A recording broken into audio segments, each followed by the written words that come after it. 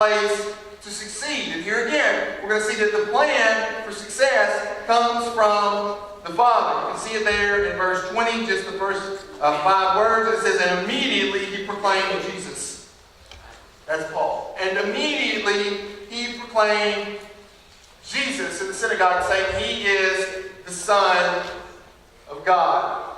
That's the Apostle Paul. We know what the call of the Apostle Paul's life is back in verse 15 of chapter 9. But the Lord said to him, go, for he is a chosen instrument of mine to carry my name before the Gentiles and kings and the children of Israel. That's Paul's call. Paul was going to be a witness for Christ. Paul was going to change the world for Christ. And we've got the same exact call that he did. We're all called to be witnesses. Acts chapter 1 verse 8. Go look that up. You're called to be witnesses. And so how does Paul go about the business of being a witness? How does he go about accomplishing the purpose that God gave for it? He just preached Jesus. He preached Christ as Lord to a bunch of people who didn't want to hear it. And that's the strategy. That's the plan that God decided he would use to change the world. And because that's God's plan, friends, we don't get to change that. We don't get to muck around or meddle in the message. God set the strategy and we follow it, but so often churches and people, they drift away from this. Jenna brought this up in Sunday school this morning. It's a hard thing to find a preacher that preaches the Word. I learned that. We were in Franklin, and I was a Little League coach. I was coaching Noah's Little League team. And one of my assistant coaches there was driving his family over an hour, almost an hour and a half, just to go to church. And I said, why don't you come to church with me? Don't drive so far. Come to where I am. And he said, let me tell you something. We went to 15 or 20 different churches looking for an expositor. Went to 15 or 20 different churches looking for somebody who just preached the Bible, and I couldn't find it, and that's the closest church for my family to go to. Well, friends, that's where the world's at. We want to change the message so it's more palatable. Jesus is kind of harsh on sin. Let's make it a little softer. There's no power in that. There's no power in that. Paul preached Jesus. He preached Christ crucified to a bunch of people who don't want to hear it. That's exactly what we're going to do. That's the plan God designed for the church to use to change the world. And we don't get to mess around with it. We preach Christ crucified to a bunch of people who don't want to hear it. Will you be hated for it? Oh, absolutely, you'll be hated for that. Paul was in verse 23. It says, when many days passed, the Jews plotted to kill him. Now, don't get in your mind that it was only a couple of days. Paul was there about 3 years. He went off to Arabia. His whole time long. It's not included here, but this is when many days had passed. Paul was there for 3 years. They tried to kill him. So for 3 years, Paul preached Christ crucified to the Jews. But their plot became known to Saul. They were watching the gates day and night in order to kill him, just looking for an opportunity. But his disciples came and took him by night, let him down through an opening in the wall, lowering him in a basket. Paul was hated for it. But I want you to understand this now. I want you to understand this clearly. The opposition you encounter is irrelevant to the strategy that God has given. Come on now, that's good stuff. The opposition you encounter is irrelevant to the strategy that God has given. We don't get to change the plan. God is the one who's given the plan, and regardless of the personal cost to us, regardless of the price that we have to pay, we stay the course that God has set. And that ain't always easy. You will be hated for it. But when you get to that point, God will give you the strength to carry on. That's where the need for strength comes in. And that's where the need for the third one comes in. It's where you have to have support. That's number 3. It takes support to be more than conquerors. Which is that you can't do it alone. You can't do it alone. In verses 23 through 25 there, Paul had to have help from from other believers to save his life. You see, he needs help again in verses 26 and 27. It says that when he got to Jerusalem, he attempted to join the disciples, and they were afraid of him, for they didn't believe that he was a disciple. Look, Paul was trying to go to church, and they wouldn't let him in. He couldn't get in the doors. They were afraid of him. Verse 27, though, it says, but Barnabas, praise God for Barnabas. But Barnabas took him and brought him to the apostles, stood up for him, declared to them how on the road he had seen the Lord who spoke to him, and how at Damascus he had preached boldly in the name of Jesus. So here you go. You've got Paul, the second most influential man who ever lived. He's second only behind Jesus. Paul's one of the greatest men who ever walked the face of the earth, and he needed help twice in 4 verses. Most of us wouldn't ask for help if our hair was on fire. Like, I don't have any if you catch on fire, but if I did, I probably wouldn't ask for help. Why are we that way? Why are we so reluctant to ask for help when we need it? It's crazy. We can't do it alone. God didn't design us to be lone wolf people out accomplishing miraculous things all by ourselves. That's not what He designed. We all need help. You need help. No matter what you're struggling with in your own life, you need help. But we don't ask for it. And I think men are probably the worst of this, right? I don't need no directions. Ain't nobody gonna tell me what to do. Several years ago, my mom called me one night, and she said, "Hey, I bought this entertainment center for your dad as a surprise for his birthday. You care to come put it together tomorrow? He's gonna be out. He's working late. He'll be gone 10 or 12 hours. It'll be a big surprise when he gets home." And I was 10 or 12 hours. I don't need that 15 minutes to put that together. And so I walked in the door, and Mom was getting ready to go to work, and she hands me the directions. And I'm like, I don't need no directions. I got a picture on the box. And so I throw them on the table, and for the next 4 hours, I fought with this entertainment center. And I don't know, finally I went to get there, I don't know who wrote them. I think it was a first grader that lived in China. I don't know who wrote these directions. They weren't right.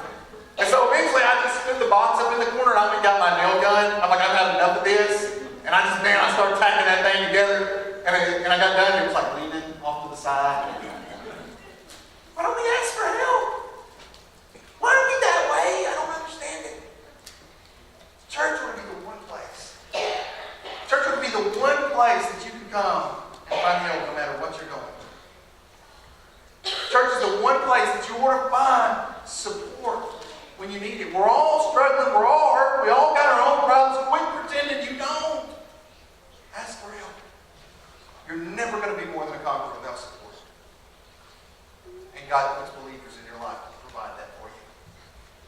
God put the church in your life to give you support when you need it most. And so I say, what does it take to be more than a conqueror? God has called this church to do amazing things. God has called the church to change the fabric of our community. God's called the church to change the world on a personal level. God has called you to do things that are impossible for you.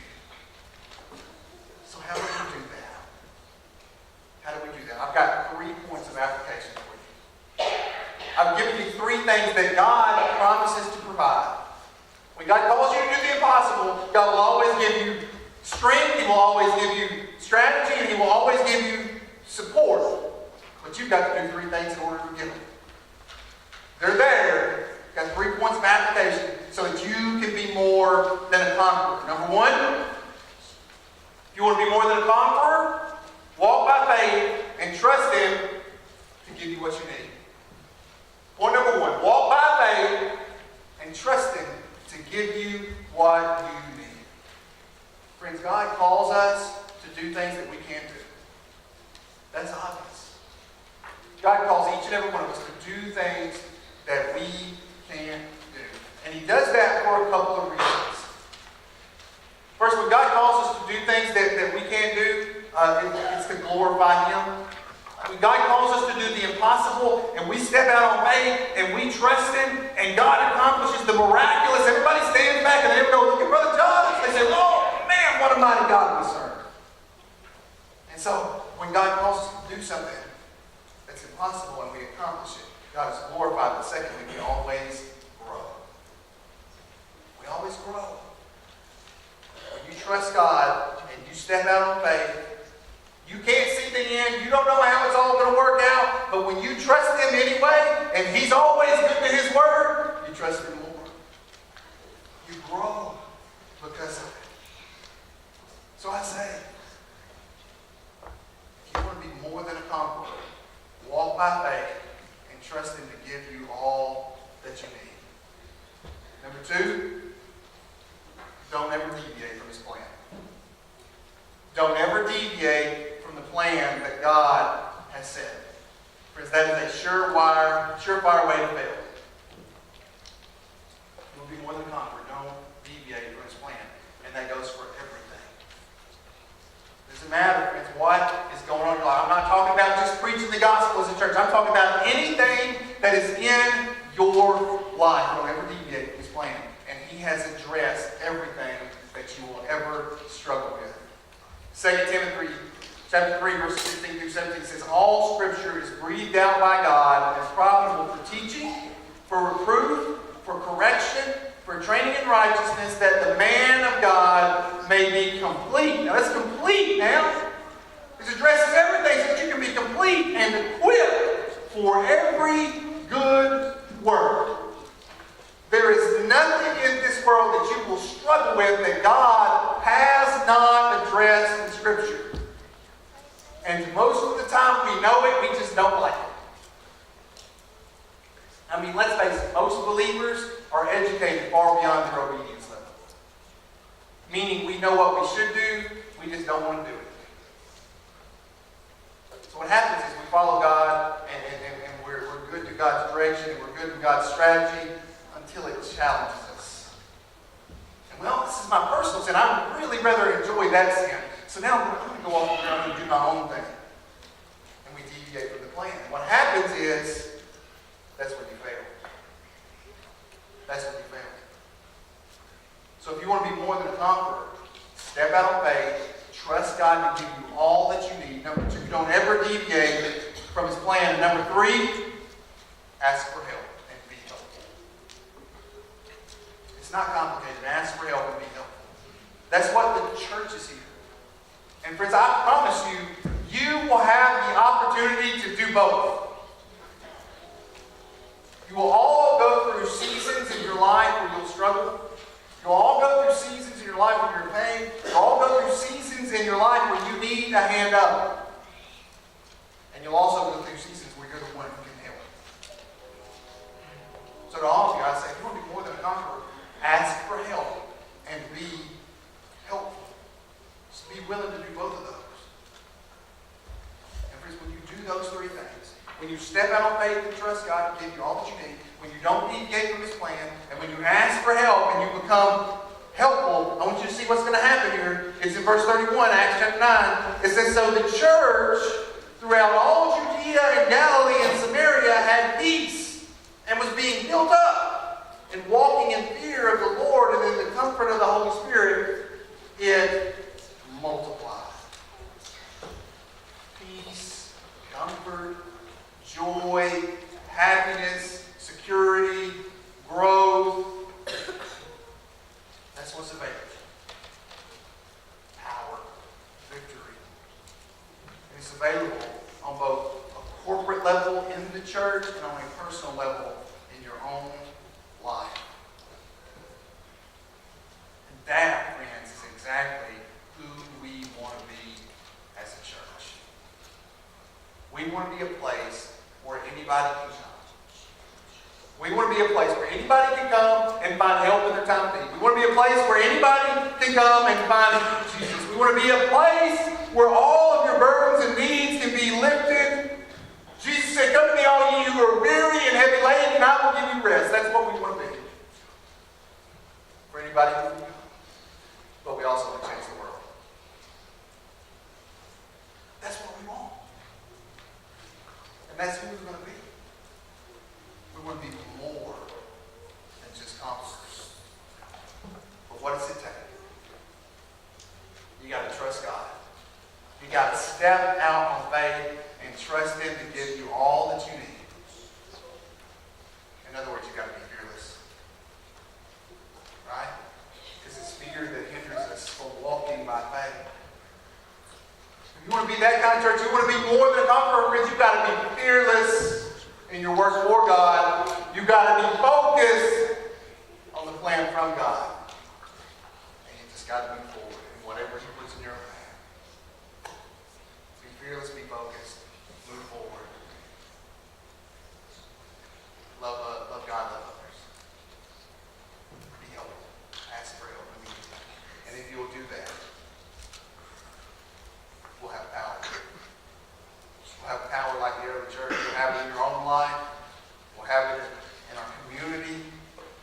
But friends, that's what it takes. That's what it takes. Are you willing to do that this morning? I certainly hope so, because I want to change the world. I want to see anybody who's hurt and broken healed, and I want to see the world change to what God intended it to be. We can absolutely do that here if you're willing. Let's go, Lord, prayer. Father God, we thank you so much. Father, I praise you that you are a God who supplies all of our needs from your glorious riches in Christ. And so first this morning, Lord, I want to pray for all my brothers and sisters who will be here hurting this morning. Who have struggles, who have trials, tribulations. They've struggled with it for years, Lord. They just can't seem to get victory, can't seem to get power over it. Lord, I pray for them. Lord, you promised to give strength. And so, Lord, we ask you to strengthen us. Father. Help us to walk in a manner worthy of our calling. Lord, just give us the strength to just follow you day by day by day. Lord, I pray all those who may be hurting there this morning, Lord, I pray that they'll find healing at the foot of the cross, Lord. And I pray, secondly, for our church. Lord, you have called us to make a difference in the world. But Father, we can't do it without you. These things are impossible for us, Lord. But your word says that nothing is impossible for you. And so, Father, I pray that you will strengthen us and equip us and enable us to ignite a spiritual revival in Bruceton, Hollow Rock,